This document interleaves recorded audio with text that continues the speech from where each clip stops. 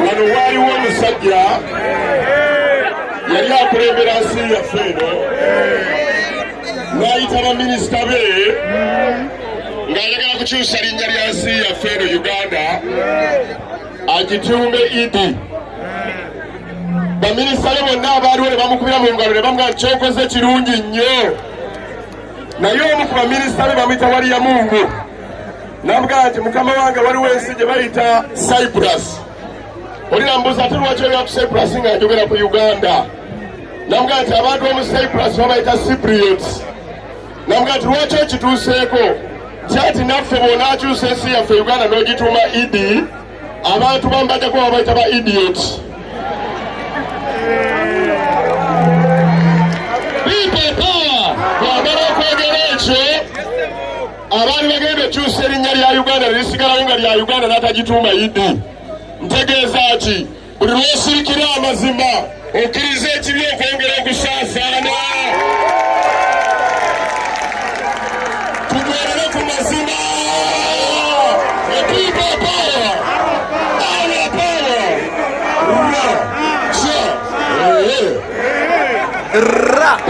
Chia! Hey! Zambaali! Bulasio! Mukasa! Gwe tutandise naye mu katambi ansoose n'obumu ku butambi bwa Zambaali Blasio Mukasa waabayiredde ng'asaggula akalulu ka Honorable Nalukoola wali e Kawempe. Ebizibu bye ne NBS TV we byatandikira awo, wabula ekibaddewo olunaku olwaleero kiraze bulungi nnyo nti Zambaali Blasio Mukasa agenda okuba ng'ayingira kampeyini wali e Kawempe, kampeyiningira Nalukoola. Yali akimanyi bulungi nti ye ne NBS ebyabwe mu nnaku ezaali ez'okuddako byali si byakugenda maaso na kubanga birimu love story, wabula byali byakubeera amaziga enyeeke ate era n'okusiibuligana. Olunaku olwaleero Zambaali Blasio Mukasa avuddeyo n'asiibula NBS TV mu butongole n'agamba nti kati nga bwe najja mundeke nange bwe ntyo bwe mba ŋŋenda, bwe natuuka wano najjanga Zambaali Blasio Mukasa, kati nabwe kityo munzikirize nfulume TV eno, nfulume amawulire wano ate nneme kubanga nzira. Wabula ate bagamba gy'otera ova nga toyombye gy'otera okudda. Mu kiwandiiko ekiwandiikiddwa Zambaali Blasio Mukasa kyolabako ku screen agambye bw'ati: 17-year media maverick, it is with a heavy heart that I bid farewell. Nti n'omutima oguzitowa ebitenkanika mpulirira ddala ennyiike okubeera nti nsiibula, not because I want to live, nti sisiibula lwa nsonga nti njagala kugenda, but because duty calls me to serve our country in a different capacity. Nti naye nsiibula olw'ensonga eggwanga lyange nnyaffe Uganda limpita ogenda mu maaso n'okubanga nalyo ndiweereza ate mu ngeri ey'enjawulo mukko. Bigambo bya Zambaali Blasio Mukasa. Agasseeko bw'ati: the decision to step into the political arena was not an easy one. Nti nze ogenda maaso n'okubanga nkola okusalawo okuyingira ensiko y'ebyobufuzi tekyabadde kintu ky'oyinza okuba ng'oyita ekyangu yadde eddakiika emu. Zambaali Blasio Mukasa agattako bw'ati: but I believe in the power of change and the responsibility we all have to be part. Nti naye ye nga Zambaali Blasio Mukasa akkiririza nnyo mu nkyukakyuka ate era mukaddeke kamu n'obuvunaanyizibwa ffenna bwe tulina okubeera nabwo ekitundutundu ku kyo. Today, I step away from the newsroom. Olunaku olwaleero ntambula ebigere byange mbijje mu studio eweereza amawulire to join the race for Nansana Member of Parliament with gratitude. Nti ate ngende maaso n'okubanga ebigere byange mbitandulula, ngende maaso n'okubanga ngenda e Nansana mpeereze nga MP waayo wabula nga ngenda okubaweereza n'omutima ogujjudde okwebazibwa. Wa Zambaali tujja kuddawo kati sooke tugende ku NBS engeri gye reactinzeemu nga Zambaali Blasio Mukasa asazeewo okuvaayo mu bujjuvu.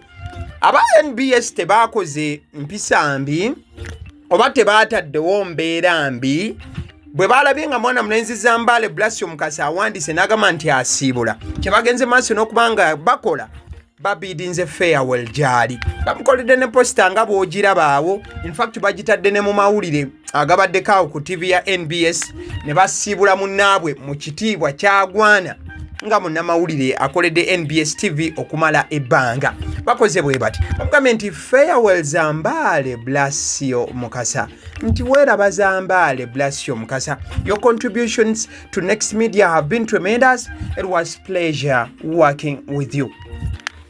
Nti byoweereza Next Media eyo nno nga yetwala Sanyuka TV ne NBS tibibadde birungi ekitenkanika kibadde kirungi okubanga tukolaganye naawe ebbanga.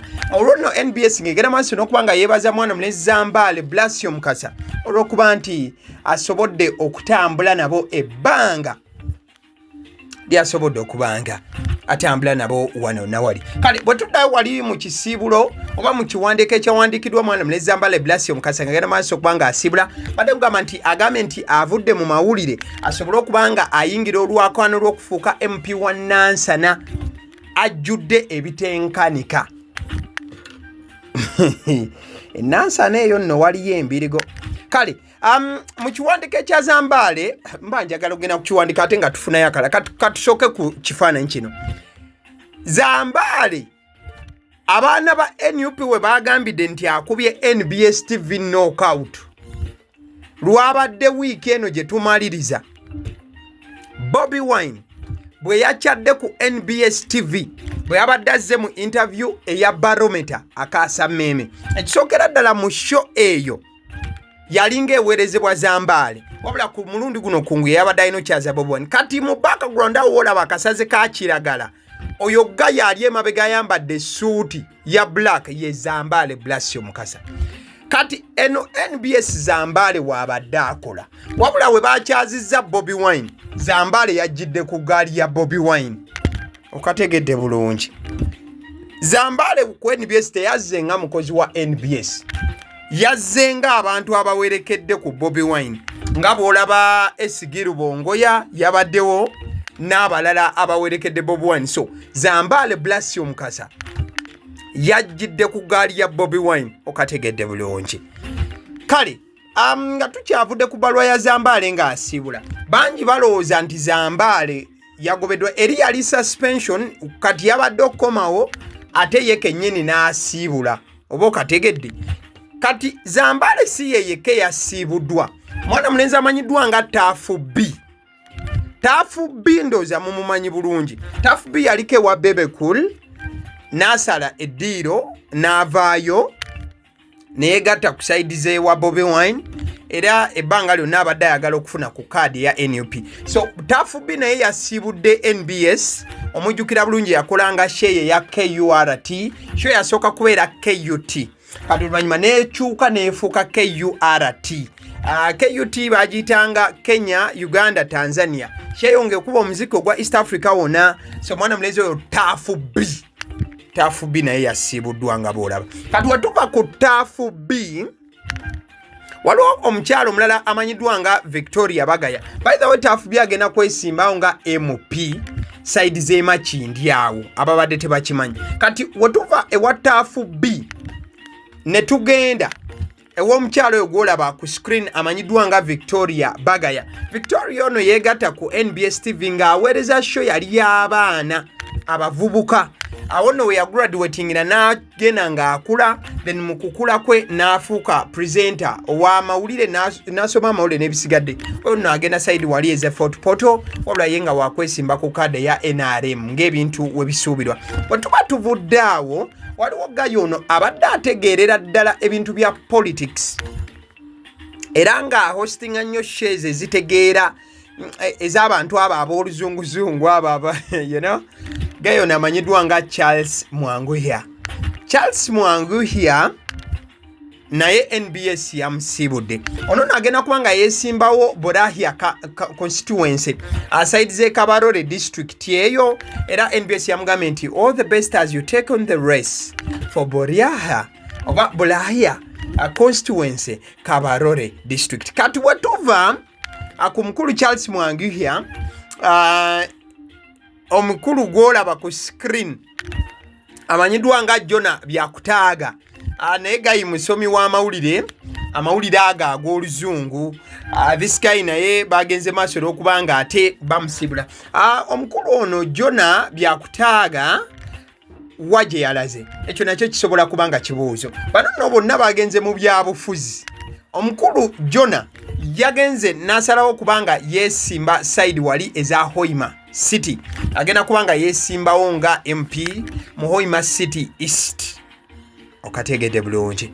Kale tuveeyo eyo. Today wa mwana mulenzi amanyiddwa nga Zambaali Blasio Mukasa. Kati nno kiba kitegeeza nti Bobi Wine ejje ly'abasajja be abakwatangabo, abasajja abagenda okubanga balumba ku front line mu kalulu ka 2026 okuba nti nno baweza ebifo mu parliament nga NUP akubwa MP, abasajja kati awereza ddala nga latest addition is none other than the biggest, the man amanyiddwa nga Zambaali Blasio Mukasa. Ojja kujjukira nti Bobi Wine mu kifaananyi awo yabadde akyadde ku NBS.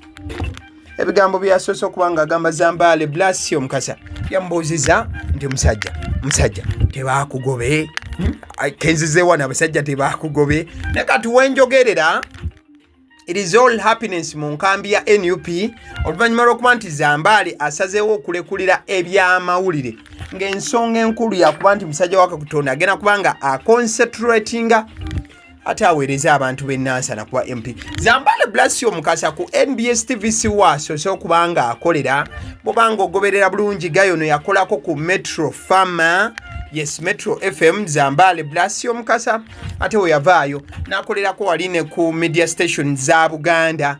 Ojja kujjukira nti musajja oyo yaliko ku Kyabasa Farmer, mwana mulenzi amanyiddwa nga Zambaali Blasio Mukasa. Olwo nno gye yagenda maaso okuba nga atandulula ku bigere we yavaayo ku station za Buganda, n'agenda maaso okuba nga asala eddiiro straight paka ku Nabasa NBS. So kati nno kyekiseera, by the way, police ya NBS wadde abantu bagenda maaso okuba nga bagikwata bubi nga balowooza yali epinze Zambaali. NBS balina police nti omuntu w'obanga ogenda mu byobufuzi bakusiibula mu kitiibwa ne weeyongerayo. Ejjokuna Farms Company Limited bano baaluza amagi ne bakuwa obukoko, ate nga batunda obukoko okuva ku lunaku lumu paka ku nkoko ezikulidde ddala ku nnamba ezo z'olabaawo ku screen. Mukwano gwange njagala okujjukiza nti eddoboozi eriri emabega w'omuzindaalo mukwano gwange si ddala yenze, tobuzaabuza yenze abaseddiyo omusonsozi. Agenda maaso okubanga baleeta information obuseera tusinga bulole bwe bagenze maaso okubanga droppinga in, tetugenda maaso okubanga tulonzalonza tugikwatakwata, tetugenda maaso okubanga tugirongoosa netugijjako ebicaafu, tugenda maaso okubanga tugikuleta nga bweri nga tetugasseemu yadde okutoolamu information as is, information as it is, kyonna bw'oyinza okuyita mu lulimi Olungereza. Mukwano gwange kale lwaki sibeerekereza ne mbagamba nti vidiyo eno bw'obanga ogirabe n'ogituuse eddakiika eno bw'otagirayikinga nja kunyigira ate ebintu bijja kubanga ate tebitambula bulungi ku side yange. Thank you so much.